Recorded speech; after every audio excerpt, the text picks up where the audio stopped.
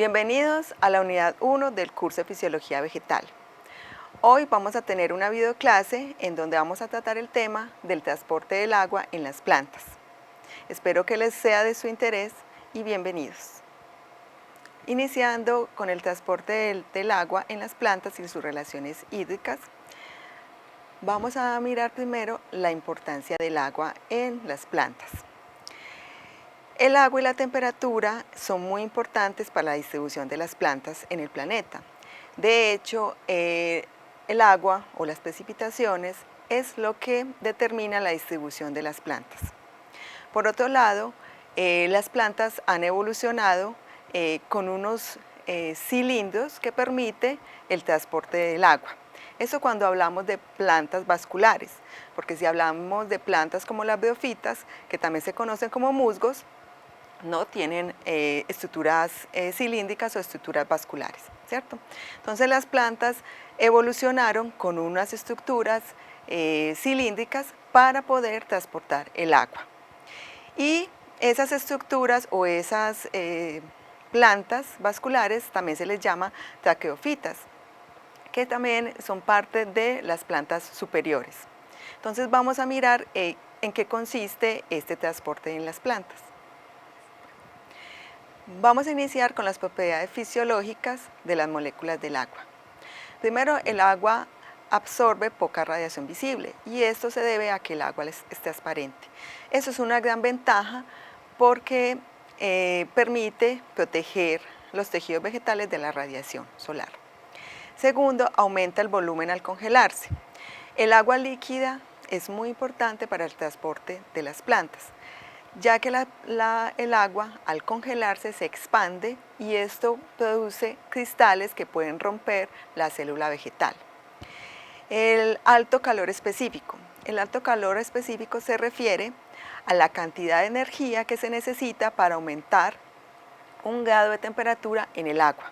Esa es una propiedad muy importante porque el agua permite conservar el calor y eso lo pueden ustedes comprobar, por ejemplo, en una piscina, cuando un día hace un día muy soleado y al otro día hace un día muy frío, ustedes pueden sentir que el agua de la piscina todavía es caliente y eso se debe a que el agua permite esa conservación de calor. También es importante porque esto permite que los peces en el agua, cuando hay momentos de congelación, ellos puedan mantenerse precisamente por este calor. La cohesión también es muy importante. Las moléculas de agua están unidas, son polares y están unidas por puentes de hidrógeno muy fuertes. Y cada molécula de agua al unirse tiene esa cohesión, o sea que es una, digámoslo así, una interacción muy fuerte, ¿cierto? La adhesión es la capacidad que tiene el agua a unirse a otras sustancias. Y eso también es importante porque, como lo vamos a ver más adelante, el agua tiene la capacidad de unirse a ciertas estructuras, los tubos vasculares para el transporte del agua. Y la capilaridad. La capilaridad es lo que permite la interacción entre la cohesión y la adhesión, ¿cierto? Que también es importante en el transporte del agua en las plantas. Por último, el agua es un buen disolvente. Sabemos que el agua es el disolvente universal porque permite disolver muchas otras sustancias. Muy bien, ahora entonces, ¿qué funciones tiene el agua en las plantas? Una es el transporte de sustancia, como lo hemos hablado inicialmente, y que es uno de los puntos esenciales de esta videoclase. La otra es el disolvente de sustancias y la otra es la regulación de la temperatura. Esas tres características permiten que las plantas puedan sobrevivir o mantenerse y que el agua es un factor importante en ese sentido. Bueno, ahora miremos entonces los factores que afectan la disponibilidad del agua en las plantas. Primero, hay dos puntos importantes. Uno, que son los factores de la planta misma, y los otros que son factores externos. Los factores hereditarios o aspectos hereditarios se debe a ciertas plantas tienen unas estrategias adaptativas dependiendo del medio donde vivan, entonces han desarrollado ciertas raíces, tallos u otras estructuras que le permiten sobrevivir en un ambiente con poca disponibilidad de agua. Los otros aspectos hereditarios también se puede ver por algunas mutaciones que se dan en estos órganos y que pueden ocasionar problemas para el transporte del agua o no adquirir suficiente agua. Y los factores externos, entonces tenemos dos niveles, que son el suelo y la atmósfera. En el suelo depende de las características del suelo como la textura, estructura, profundidad, composición química, pH, aireación, conductividad y capacidad de almacenamiento del agua. ¿Por qué es importante la estructura? La estructura son los tamaños que tienen las partículas en el suelo, ¿cierto? Entonces, cuando hablamos de un suelo arcilloso, tienen unas partículas muy pequeñas y permiten que el suelo esté más compactado. Esta característica permite que el suelo retenga más agua. Pero cuando hablamos de suelos arenosos, las partículas del suelo son mucho mayores y esto permite que el agua pues, se filtre mucho más rápido. A eso se debe la textura. Ya cuando hablamos, por ejemplo, de la estructura tiene que ver con los agregados que se forman en el suelo. Entonces, por ejemplo, tenemos suelos que tienen muy buena estructura y que forman unos poros.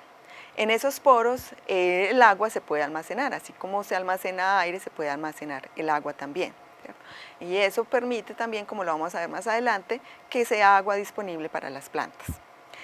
En cuanto a la conductividad se refiere, por ejemplo, cuando hablamos de suelos compactados, quiere decir que son suelos que han perdido su estructura, que no tienen porosidad, y eso debilita, o mejor dicho, detiene el movimiento del agua en el suelo, ¿sí?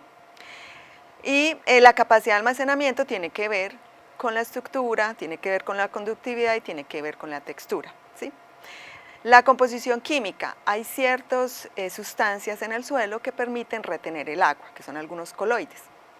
Por eso, en suelos donde tienen alta cantidad de materia orgánica, eso es muy importante porque la materia orgánica permite retener el agua en el suelo. Y la aireación pues tiene que ver con la estructura también y con la profundidad, porque si se forman poros, pues también se va a poder almacenar el aire en estos poros, ¿cierto? Y la atmósfera, pues eso tiene que ver con la precipitación, la evaporación y la energía de radiación y el viento. Quiere decir que dependiendo de la disponibilidad del suelo y dependiendo de las condiciones atmosféricas, si hay poca humedad o si hay mucha humedad, ¿cierto? También de la energía radiante y también de la velocidad del viento. Pero todo eso lo vamos a ir explicando poco a poco. Y esa pérdida de agua tiene que ver con un proceso que vamos también a tener en cuenta en este video clase, que es la transpiración y los estomas, que son una estructura muy importante para el transporte del agua en las plantas. Bueno, el movimiento del agua. ¿Cómo se da la absorción del agua en las plantas? Una es por un sistema que se llama el sistema de transporte de agua planta-atmósfera, ¿cierto? Está también el agua en el suelo, o sea, cuál es la cantidad o la disponibilidad de agua que tiene en el suelo, ¿sí? Y el agua sube a través del tallo por capilaridad. Todos estos conceptos los vamos a ir hablando y los vamos a ir ampliando en esta videoclase.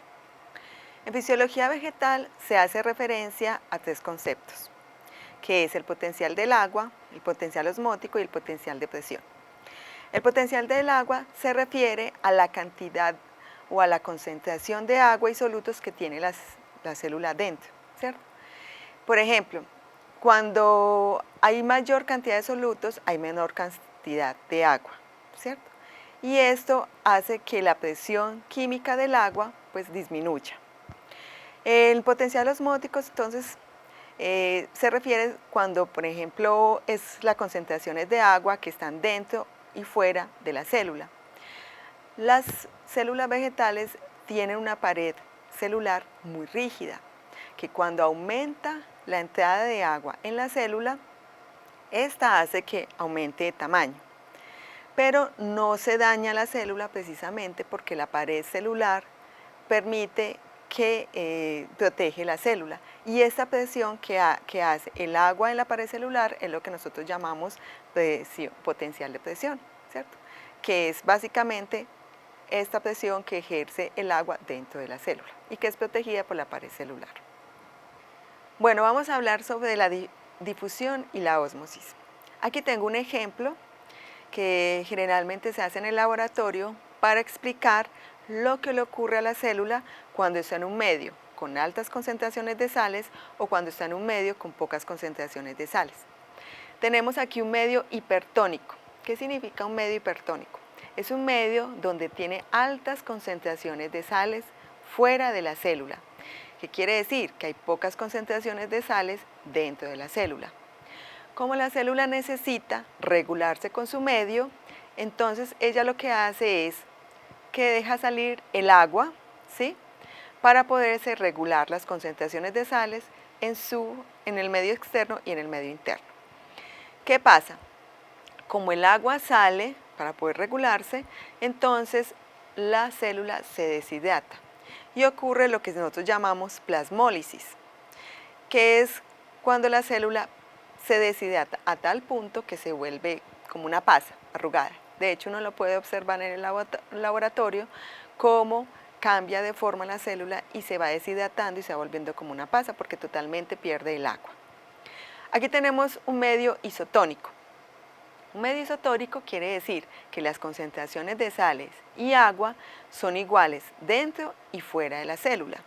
Aquí la célula no tiene la necesidad de regularse, por lo tanto, la salida y las entradas de agua son iguales. Y decimos que la célula está flácida. ¿Qué significa? Que esta célula está regulada y por lo tanto puede hacer todos sus procesos metabólicos normales. Tenemos otro medio que es el medio hipotónico.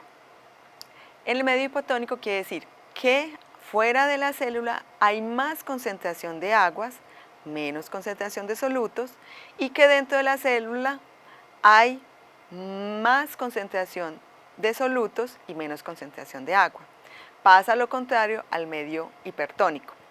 Aquí entonces el agua, para poderse regular la célula, empieza a entrar a la célula.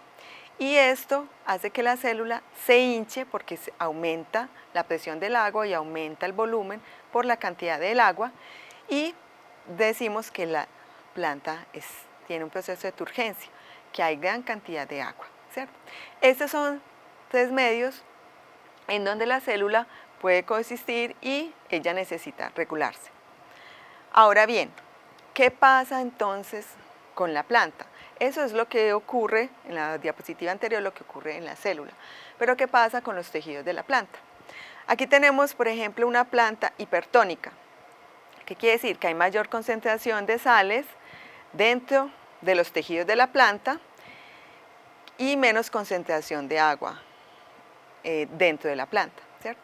Entonces, ¿qué hace? La planta se regula y el agua comienza a entrar a la planta porque hay menos concentración de agua, ¿cierto?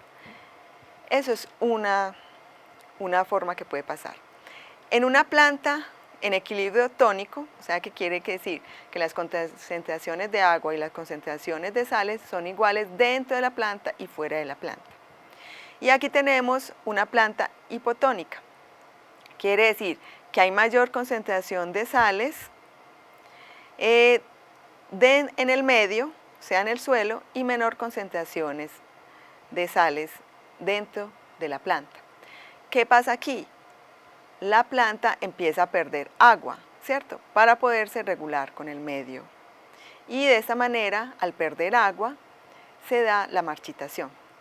Ahora bien, esos son medios para una forma de explicar qué ocurre dentro de los tejidos. Pero en la naturaleza es muy difícil encontrar un medio hipertónico o una planta hipotónica, ¿cierto? Simplemente es para explicar qué pasaría dentro de los tejidos. Espero que les quede claro. Muy bien, vamos a hablar ahorita sobre el agua en el suelo.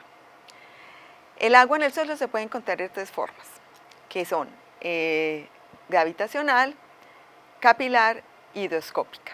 ¿Sí? ¿Qué significa gravitacional? Les voy a dar un ejemplo. Cuando llueve mucho, se forman escorrentías en el suelo, o sea, el agua comienza a correr. Generalmente esa agua que comienza a correr llega hasta los cuerpos de agua, sea un río o sea un lago. Pero otra parte de esa agua se filtra dentro del suelo y puede llegar a filtrarse a las capas más profundas del suelo hasta llegar a los cuerpos de agua, o sea, aguas profundas. Eso es lo que nosotros llamamos agua gravitacional, o sea, que el agua que se infiltra por el suelo y puede llegar a formar aguas subterráneas. ¿Sí? Está el agua capilar. El agua capilar, como les mencioné anteriormente, si tenemos un suelo con buena estructura, que forma buenos agregados, buenos poros, mucha de esa agua, cuando llueve, se filtra y se queda atrapada en los poros del agua. ¿Sí? Esa agua es muy importante para las plantas porque de esa manera el agua puede, la planta puede absorber esa agua que está disponible para ella. ¿Sí? Y tenemos la última, que es el agua hidroscópica. El agua hidroscópica se refiere al agua que es retenida por ciertos coloides dentro del suelo. ¿Sí? Por eso les decía yo, en un suelo con alta cantidad de materia orgánica, esos coloides que forman la materia orgánica permiten retener el agua. Entonces, para una planta es muy importante. El agua gravitacional no es tan importante porque el agua se pierde, llega a las aguas subterráneas. ¿Qué es más importante para la planta? El agua capilar y el agua hidroscópica.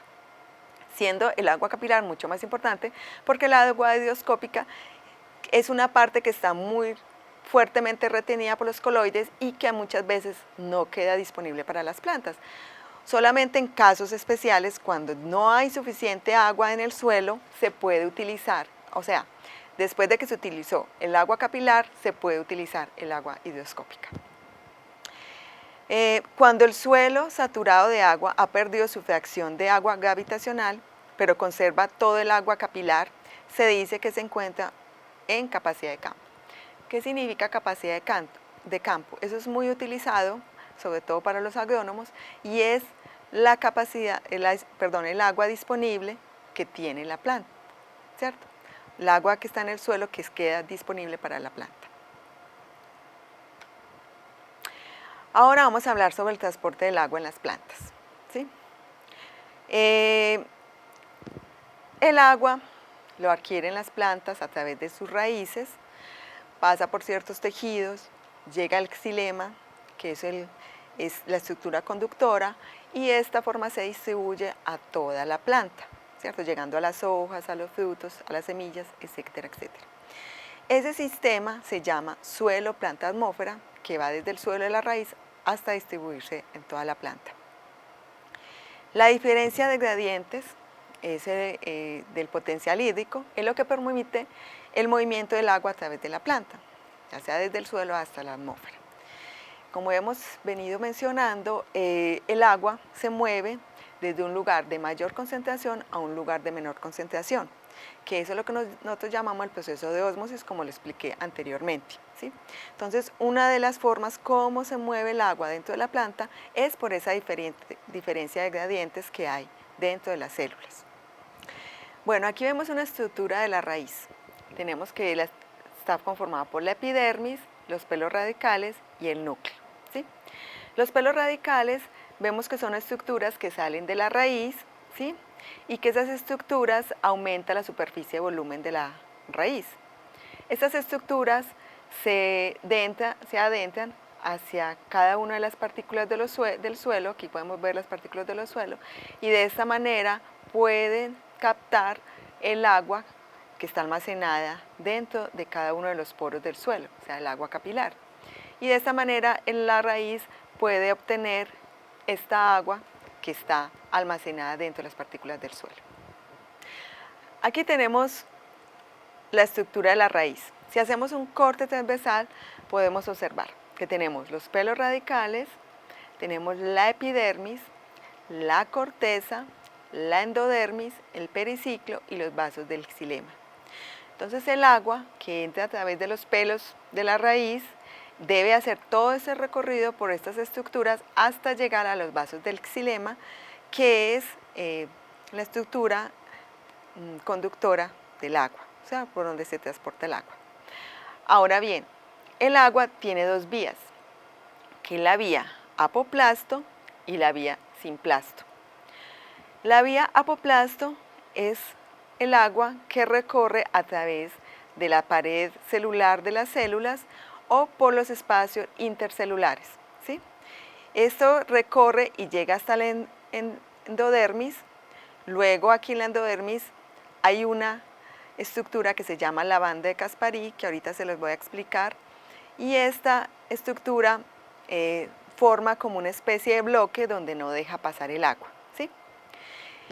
La vía simplasto, esta vía se hace a través del citoplasma de las células. Como lo pueden observar aquí, pasa a través de las células. Y eso se hace por unas estructuras, como vemos aquí, como unos poros que se llaman plasmodermos. Entonces el agua por vía simplasto no tiene ningún problema, puede llegar hasta los vasos de xilema. ¿Qué pasa con la vía apoplasto? La vía apoplasto llega hasta acá, hasta la banda de Caspary, que es como un bloque donde el paso del agua es nulo, y aquí obliga a la célula, obliga al agua a coger la vía simplasto, ¿cierto? Donde pasa, atraviesa las células a través de los plasmodermos hasta llegar a los vasos del xilema. Si hiciéramos un zoom de esta estructura, podríamos ver aquí, observar, entonces tenemos la corteza, tenemos la banda de Caspary, ¿cierto? Que son células que son muy rígidas y que forman un bloque. Aquí lo podemos observar mejor, el agua puede atravesar cuando atraviesa las células, pero aquí podemos ver que esta banda no permite la entrada del agua, por lo tanto el agua pues, se obliga a pasar a la vía simplasto para poder llegar a los vasos del xilema. Muy bien. ¿Cómo entonces pasa? Ya como les mencioné, el agua debe pasar por todas esas estructuras hasta el xilema, que es la estructura que conduce el agua, ¿sí? Esto se da gracias a un proceso que se llama la transpiración, que más adelante les voy a explicar sobre eso. Pero la transpiración, ¿en qué consiste? Es simplemente la forma de eliminar agua en forma de vapor a través de las hojas. Eso es importante, como lo vamos a mirar más adelante, que es lo que ayuda a que el agua pueda pasar de las raíces hasta las hojas y de esa manera pueda transportarse de una manera mucho más eficiente, ¿sí?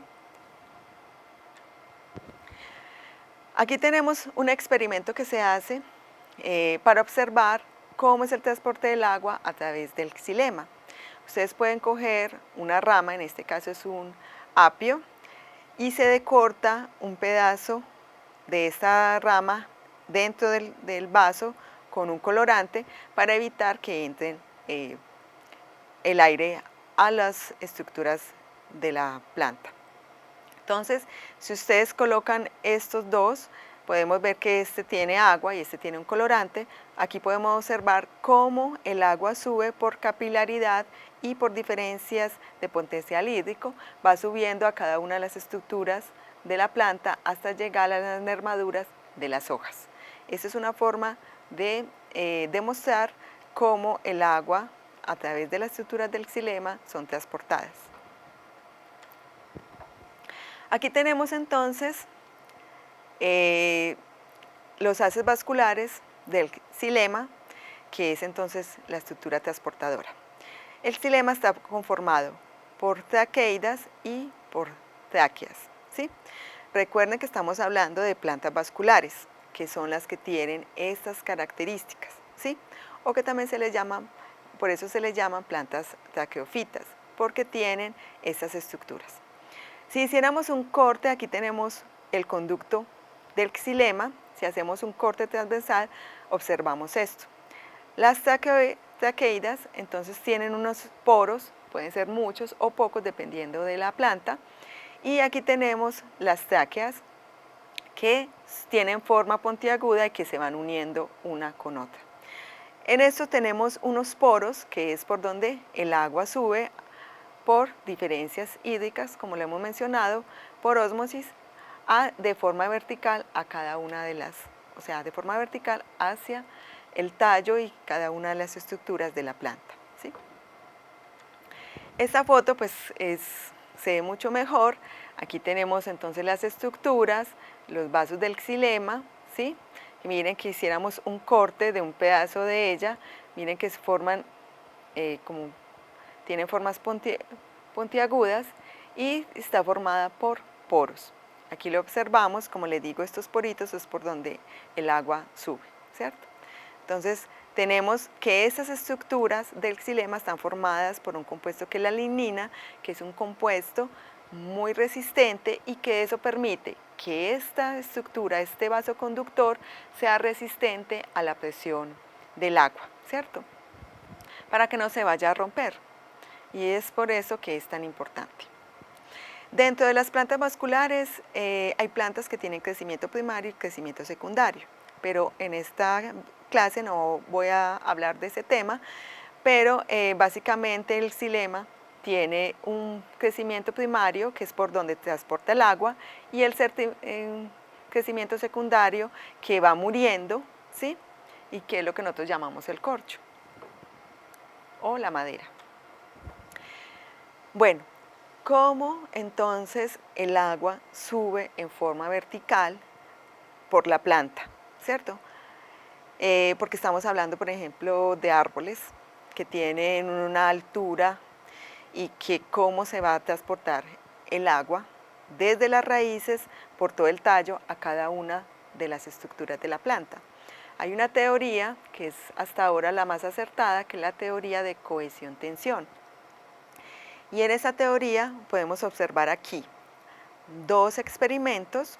Tenemos aquí agua y mercurio, tenemos un tubo y tenemos una estructura de arcilla porosa y que hay evaporación de agua.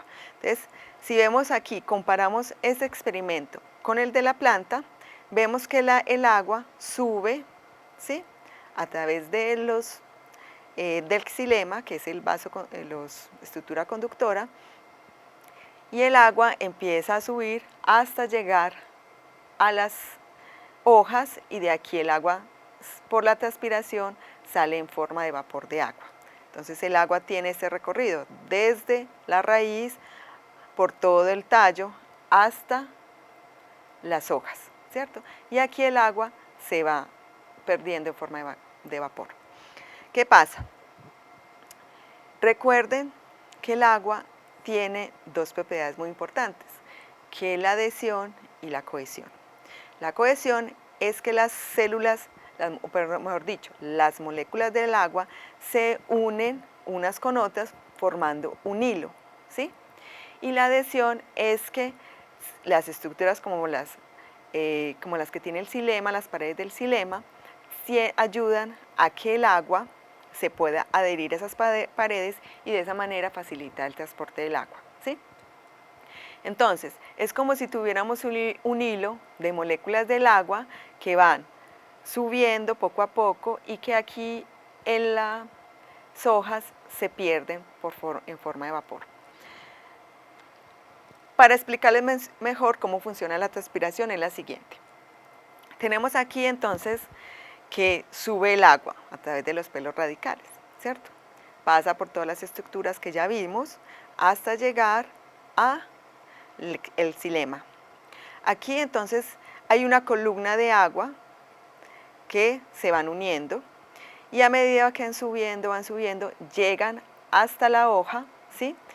Que en la hoja tenemos unas estructuras que les voy a mencionar más adelante, que son los estomas, que se encuentran en el mesófilo, en las células del mesófilo, más específicamente en la epidermis, ¿sí?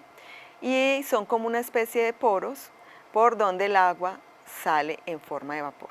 Entonces, si aquí sale una molécula de agua, aquí sube una molécula de agua. Es como si ustedes tuvieran un hilo y lo fueran jalando, ¿sí? Imagínense jalando un hilo de moléculas de agua.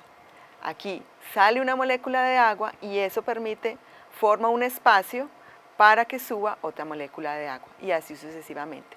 Esa es la teoría de cohesión-tensión que se tiene pues hasta el momento para explicar cómo es el transporte del agua a través del xilema en forma vertical. Recuerden que aquí el agua va por un lado, dependiendo de la concentración de membrana, de la concentración del potencial de agua y también por las características que tiene el agua de formar esa cohesión entre moléculas de agua, ¿sí? Entonces, básicamente, eso es lo que pasa. Bueno, la gutación es un proceso que también se da en las plantas y es la pérdida de agua, pero en forma de gotas, ¿sí? Esto se da porque dentro de las células, de las hojas, hay unas estructuras que se llaman hidátodos, que quedan en la parte terminal de las hojas. Cuando hay demasiada saturación de agua en el suelo, la planta pierde también agua a través de estas estructuras en forma de gotas. Esta agua que se pierde en forma de gotas no es un agua pura, es un agua que también tiene otros compuestos que se pueden tener dentro de las plantas. Ahora bien, la gutación es muy diferente al rocío. El rocío es otro fenómeno diferente. La gutación es pérdida de agua por forma de gotas. Vamos a mirar entonces los factores que afectan la transpiración. Uno es la diferencia de concentraciones entre las hojas y la atmósfera. Como he venido mencionando, el transporte del agua depende de las concentraciones que hay dentro de las células, ¿cierto? En este caso, vemos que si hay mucha concentración de agua dentro de las hojas y hay poca concentración de agua en la atmósfera, entonces esto va a aumentar la transpiración, porque las hojas van a tratar de equilibrarse con su medio externo, ¿sí? Entonces va a haber mucha eliminación de vapor de agua para poderse concentrar. Y esto es importante porque la transpiración permite que ese vapor de agua, pues, de ambientes más húmedos y con el tiempo pues se puedan formar las nubes. La transpiración permite la formación de nubes y de ahí permite pues también las precipitaciones. No sé si ustedes han notado que cuando entran a un bosque o se sientan al lado de un árbol, ustedes sienten un ambiente mucho más fresco, más agradable. Esto se debe a la transpiración, porque el vapor de agua entonces sale a través de las hojas para poder dar un ambiente pues, más húmedo, ¿sí? Y tenemos el cierre y apertura de los estomas. Como les voy a mencionar más adelante, los estomas son estructuras que ayudan a el intercambio gaseoso, ya sea de eliminación de vapor de agua o de captación de CO2, que es importante para la fotosíntesis. Esa apertura y cierre de los estomas depende de las condiciones ambientales o de las condiciones externas, que eso depende de la humedad, la temperatura y la corriente del aire, ¿sí? Cada una de estas condiciones permiten que los estomas se cierren o se abran y haya esa eliminación de vapor de agua y de transpiración, ¿cierto? Entonces, si tenemos altas temperaturas, lo que va a hacer la planta es básicamente eliminar vapor de agua para poder refrescar la planta y evitar el marchitamiento. Y también cuando hablamos de corrientes de aire, cuando el aire también puede llevar parte de esa humedad alrededor de las hojas y eso permite pues, que se aumente la transpiración. Aquí tenemos entonces los estomas. Estos están en la epidermis de las hojas. Vemos que estas estructuras, si hacemos un zoom de esta parte de la hoja, vemos aquí que estos son los estomas, que son entonces unas células que ayudan al intercambio gaseoso dentro de la célula, dentro de la planta. Aquí tenemos entonces los estomas, que están formados por las células oclusivas, tenemos las células epidérmicas, ¿sí? Y tenemos que dentro de las células oclusivas Dependiendo de la turgencia o la flacidez, se abren o se cierran los estomas. Entonces aquí tenemos que cuando hay entrada del agua, estas estructuras, estas células, pues se llenan de agua, forman turgencia y de esta manera abren el poro y se da el intercambio gaseoso, ¿sí? Y cuando no hay entrada del agua, entonces las células están flácidas y por lo tanto se cierra el poro y no hay intercambio gaseoso. Ahora, ustedes se harán la pregunta, ¿por qué se da la apertura y el cierre de los estomas?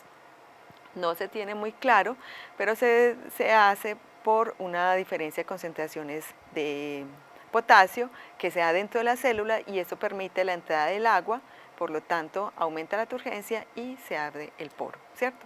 Entonces, a través de este poro que se abre dentro de la hoja, se da el intercambio gaseoso. Como les dije, eliminación de vapor de agua en el proceso de la transpiración y captación de CO2 para la fotosíntesis. Los factores que afectan la apertura estomática, entonces tenemos la disponibilidad de agua, ¿sí? Si tenemos un suelo con buena disponibilidad de agua, esto va a permitir que el agua circule y llegue hasta las hojas, se abran los poros o se abren los estomas y eso va a permitir la eliminación de vapor de agua, ¿sí? Y de esa manera entonces el agua va a circular, como les mencioné, es como un hilo conductor que se va, cada molécula que sale es ocupada por otra molécula dentro del suelo. De eso depende mucho la disponibilidad de agua y también de las condiciones externas, la humedad que hay en la atmósfera, ¿cierto? Si tenemos que una planta tiene poca disponibilidad de agua en el suelo y tenemos que estar en un ambiente seco, un mecanismo de defensa que tienen las plantas es cerrar los estomas para evitar que todo el agua, que es la poca agua que hay en el suelo, pues se evapore en forma de vapor. Pero por el contrario, si tenemos buena disponibilidad de agua, entonces eso permite que haya una transpiración mucho más rápida. El CO2. El CO2 es importante porque ya sabemos que sirve para el proceso de la fotosíntesis. Si una planta tiene poca disponibilidad de agua, está en un ambiente seco, la planta, como les mencioné, va a cerrar los estomas y esto va de alguna manera a bloquear la captación de CO2 y por lo tanto disminuir la fotosíntesis. Entonces ahí la planta tiene un problema. Por un lado está evitando la desecación y por el otro lado está disminuyendo la fotosíntesis. La temperatura entonces también juega un papel muy importante. Sabemos que la transpiración ayuda a regular la temperatura del agua, ¿sí?